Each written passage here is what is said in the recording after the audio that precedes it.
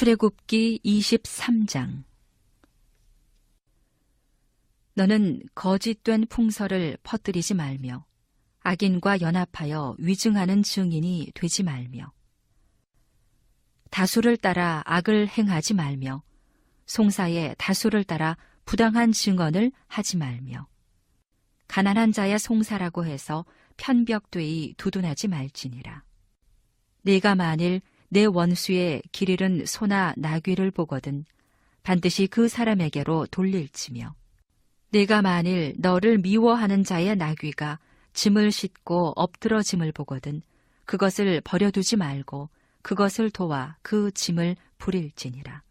너는 가난한 자의 송사라고 정의를 굽게 하지 말며 거짓 일을 멀리하며 무죄한 자와 의로운 자를 죽이지 말라. 나는 악인을 의롭다 하지 아니하겠노라. 너는 뇌물을 받지 말라. 뇌물은 밝은 자의 눈을 어둡게 하고 의로운 자의 말을 굽게 하느니라. 너는 이방 나그네를 압제하지 말라. 너희가 애굽 땅에서 나그네 되었었은즉 나그네의 사정을 아느니라. 너는 6해 동안은 너의 땅에 파종하여 그 소산을 거두고 7째 해에는 갈지 말고 묵혀두어서 내 백성의 가난한 자들이 먹게 하라. 그 남은 것은 들짐승이 먹으리라. 내 포도원과 감람원도 그리 할지니라. 너는 6해 동안에 내 일을 하고 7째 날에는 쉬라. 내 소와 나귀가 쉴 것이며 내 여종의 자식과 나그네가 숨을 돌리리라. 내가 네게 이른 모든 일을 삼가 지키고 다른 신들의 이름은 부르지도 말며 내 입에서 들리게도 하지 말지니라.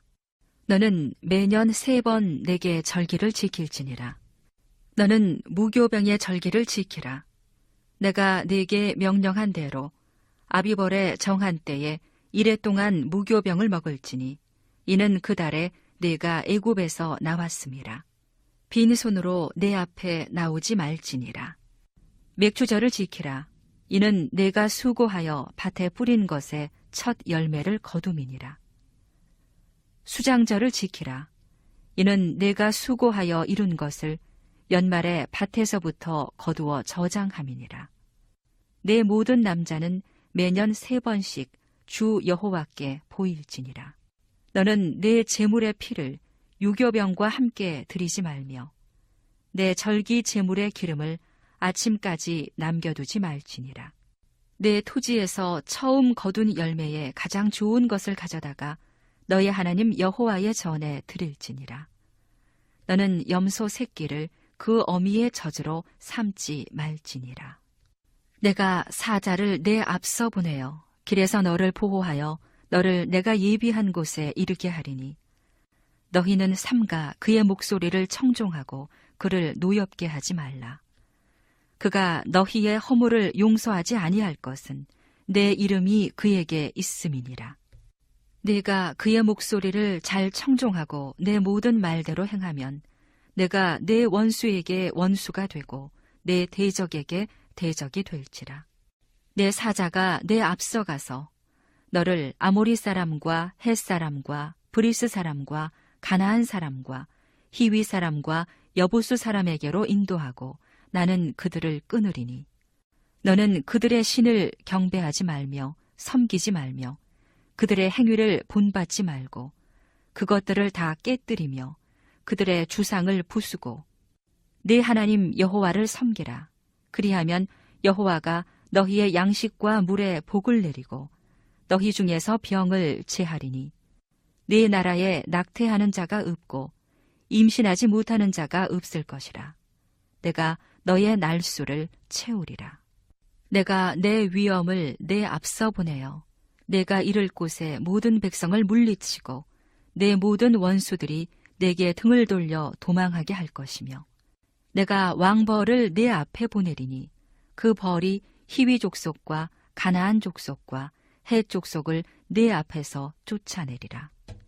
그러나 그 땅이 황폐하게 되므로 들짐승이 번성하여 너희를 해할까 하여 1년 안에는 그들을 내 앞에서 쫓아내지 아니하고 내가 번성하여 그 땅을 기업으로 얻을 때까지 내가 그들을 내 앞에서 조금씩 쫓아내리라. 내가 내 경계를 홍해에서부터 블레셋 바다까지, 광야에서부터 강까지 정하고 그 땅의 주민을 내 손에 넘기리니 내가 그들을 내 앞에서 쫓아낼지라. 너는 그들과 그들의 신들과 언약하지 말라.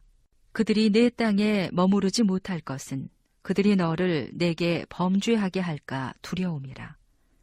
내가 그 신들을 섬기면 그것이 너의 올무가 되리라. 주님의 전에 나온 여러분을 환영합니다. 우리의 마음속에 언제나 주님이 주시는 말씀을 되새기며 우리가 하나님의 백성으로 온전히 살아가기를 주님의 이름으로 축원합니다. 오늘은 출애굽기 23장 말씀으로 앞서 행하시는 하나님이라는 제목으로 말씀을 전하겠습니다. 이스라엘 백성은 시내 광야에 있습니다. 그들은 직접 하나님께서 애굽 사람들을 어떻게 치셨는지를 보았습니다. 또한 하나님께서 어떻게 홍해를 가르셨는지도 보았습니다. 또한 매일 아침 그들은 하나님이 내려주시는 만나를 먹었습니다. 그러나 오늘 출애굽기 23장을 맞이하고 있는 이 이스라엘 백성에게는 여전히 두려움과 공포가 눈에 서려 있습니다. 하나님께서는 분명 그들에게 젖과 꿀이 흐르는 땅, 그것을 약속해 주셨다라고 말씀하셨습니다. 그러나 그들 앞에 놓여 있는 것은 젖과 꿀이 흐르는 아주 풍성한 땅이 아니라 그 안에서 살고 있는 7 족속들이 눈에 보이기 시작합니다. 그들은 아모리 사람, 헷 사람, 브리스 사람, 가나안 사람, 히윗 사람, 여부스 사람입니다. 그들은 단순히 원주민으로서 부족으로서 모여서 사는 자들이 아니었습니다. 성을 쌓고 있었으며 또한 그들은 건장했습니다. 철병거도 있었습니다.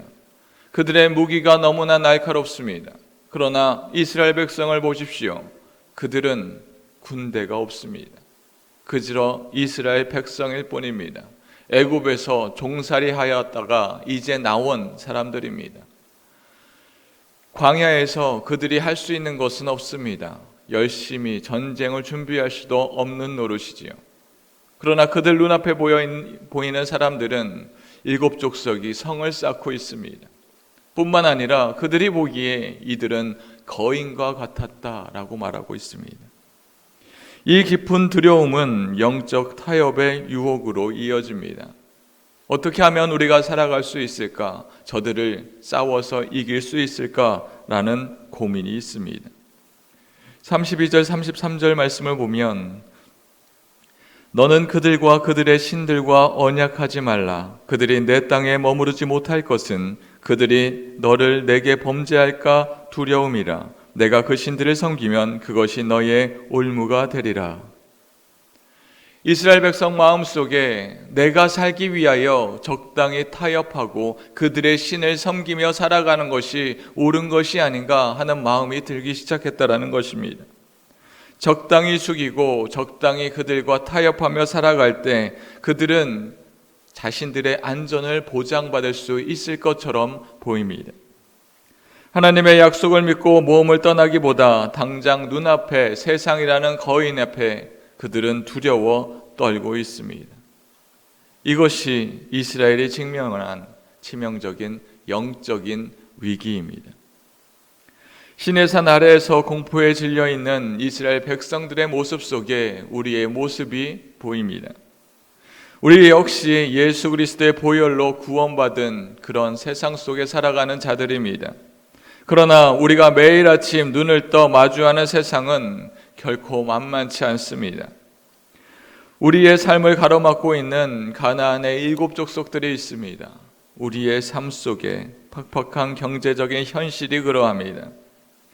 또한 갑자기 일어나고 있는 육체적인 질병들이 또한 그러하지요. 거대한 여부스 족속처럼 우리의 숨통을 조여오는 것들도 있습니다. 깨어져 버린 부부의 관계, 또한 내 마음대로 되지 않는 자녀의 일들, 또한 경쟁사회 속에서 언제 도태될지 모른다라는 그런 불안감이 여전히 우리의 마음속을 불안하게 만들고 있습니다. 이 무력감과 두려움은 우리의 신앙을 흔들곤 하지요. 주일에는 교회에 나와 주님 앞에 예배드립니다. 주님이 나의 산성이십니다. 주님만이 나의 주인이십니다. 라고 예배를 드립니다. 그러나 다시 가정으로 돌아가고 세상 속으로 나아갈 때 우리는 덜컥 겁이 나기 시작합니다. 정말 이렇게 살 수 있을까? 이렇게 살아갈 수 있을까? 우리도 세상 사람들처럼 적당히 타협하며 살아가야 되는 것이 아닌가? 다른 사람들은 불법을 또한 편법으로 자신의 재산을 이렇게 늘렸다고 하는데 나만 이렇게 천천히 가도 되는 것인가? 이스라엘 백성들처럼 현대의 우상들이 우리 눈앞에 아른아른거립니다. 하나님의 방식은 너무나 느린 것처럼 보입니다. 그래서 돈이라는 우상을, 성공이라는 우상을, 세상의 인맥이라는 우상 앞에 슬며시 무릎을 꿇고 평안히 나아갈 것을 구걸합니다. 하나님, 딱 한 번만, 이번만 그냥 눈 감아 주십시오. 세상을 살아가는 게 녹록지 않습니다. 이렇게 우리의 영혼은 점차 소진되고 하나님에 대한 말씀과 생명을 잃어버린 채 어느새 내 삶은 하나님이 아닌 세상의 우상을 쫓으며 살아가는 우리들을 보게 됩니다. 하나님은 두려워 우는 백성들에게 너희가 열심히 살아라, 너희의 무기를 더 세밀하게 나아가라 하며 등 떠밀지 않습니다. 20절 말씀입니다. 내가 사자를 내 앞서 보내어 길에서 너를 보호하여 너를 내가 예비한 곳에 이르게 하리니. 하나님은 이스라엘 백성보다 먼저 나아가십니다. 먼저 하나님의 사자를 보내주십니다. 장차 인간의 몸으로 오실 예수 그리스도를 의미하는 것입니다. 하나님께서 먼저 나아가서 먼저 싸우시겠다 그렇게 선언하십니다. 본문에는 우리가 쉽게 이해하기 어려운 말도 있습니다. 또한 세밀한 은혜도 있습니다. 가나안 족속들을 쫓아냅니다. 그러나 단번에 쫓아내지 않겠다 말하고 있습니다. 그 이유는 그 땅이 황폐하게 되므로 들짐승이 번성하게 될까 두려움이라 말씀하고 있습니다. 그리하여서 내 앞에 조금씩 쫓아낼 것이다 말하고 있지요. 하나님의 능력이 없어서 원수들을 한꺼번에 없애시는 것이 아닙니다.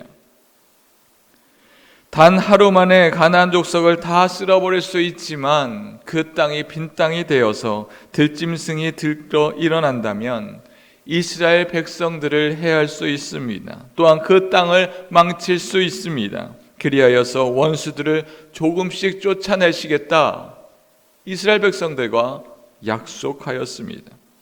이것이 바로 하나님의 은혜입니다. 우리를 위해 앞서가시는 분이 누구입니까? 바로 주님입니다.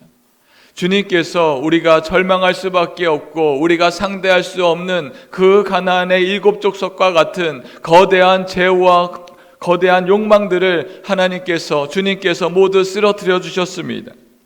죄와 사망이라는 원수를 완전히 물리쳐 주셨습니다. 우리는 주님과 함께 한 발자국씩 그 보조를 맞춰서 걸어가기만 하면 됩니다. 하나님은 지금 이 순간에도 우리의 삶보다 앞서 걸어가시고 우리의 걸음을, 우리의 장애물을 모두 다 없애주고 계십니다.